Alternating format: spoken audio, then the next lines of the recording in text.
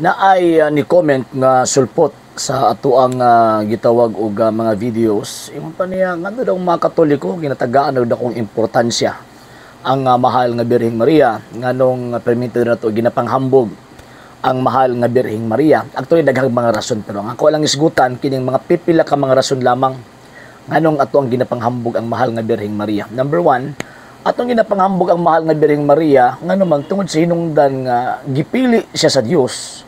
Ang Dios mismo ang nagpili nga kining maong gitawag og bayhana nga nahimugso kasubaran karong adlaw September 8 mahimo ning inahan sa Dios. Inahan sa iyang anak nga tinuod nga Dios nga diin nahimong tinuod nga tao, di ba? St. John chapter 1 verse 1 and 14, in the beginning was the Word, and the Word was with God, and the Word was God.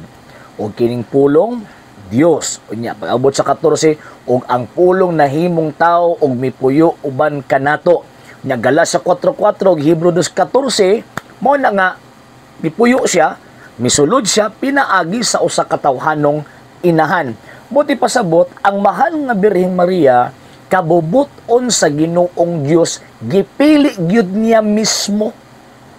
Ang Dios mismo mo ay nagpili niya nga mamahimong inahan sa anak sa labing halangdon nga Dios. Muna nga mo ang ginapasigarbo, nga naman ginapasigarbo maganis Ginoong Dios, kita pa ba hinuon nga gitawag og tao? Di ba?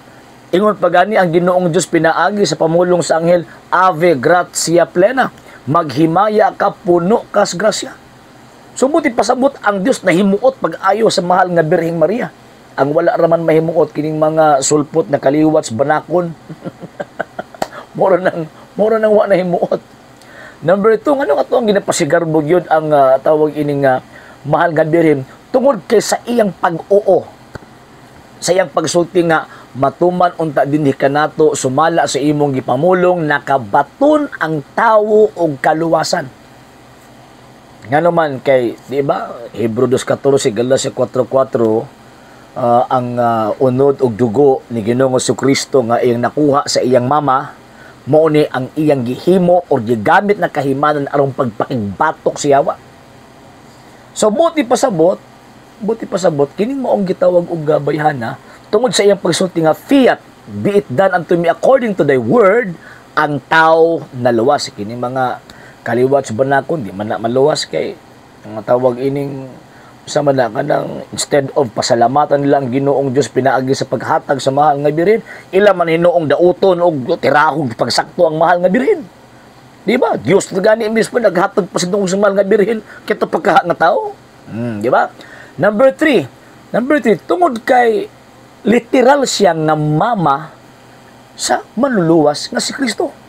Ginapasigarbo nato ngano man kay literal siya nga mama sa atong Ginoong si Kristo. Ginapasigarbo magani nato atong mama. How much more ang mama ni Kristo? Ang mama sa manluluwas, ang mama sa tinuod nga Dios nga nahimong matuod nga tao.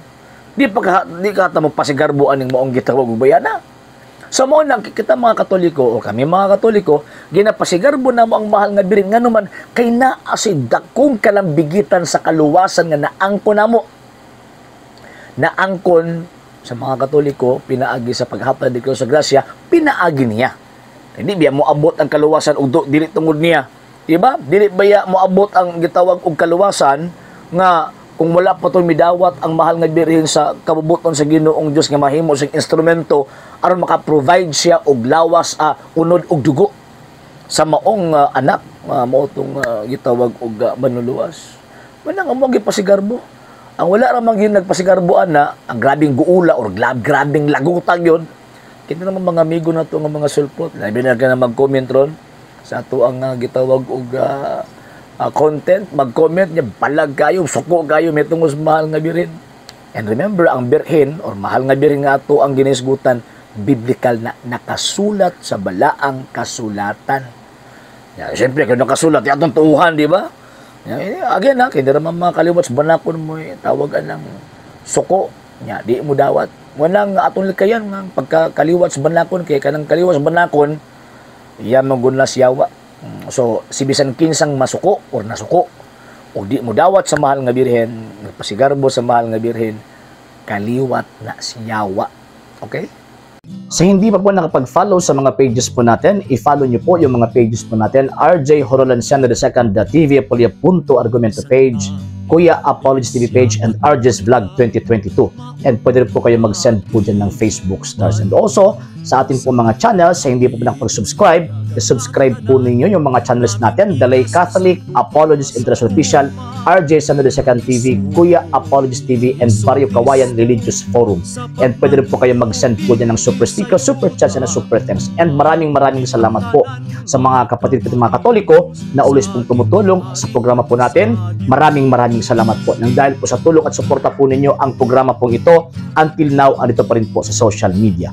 And until now din po, nangangailangan pa rin po tayo sa tulong at suporta po ninyo dahil wala po kami magagawa rito mga sir, mga ma'am, kung wala po yung tulong at suporta po ninyo. Sa gusto pong tumulong, sa gusto pong sumuporta, pwede po ninyong ipadala ang tulong at suporta po ninyo sa pamamagitan po ng ating mga account numbers dyan po sa ating pong screen.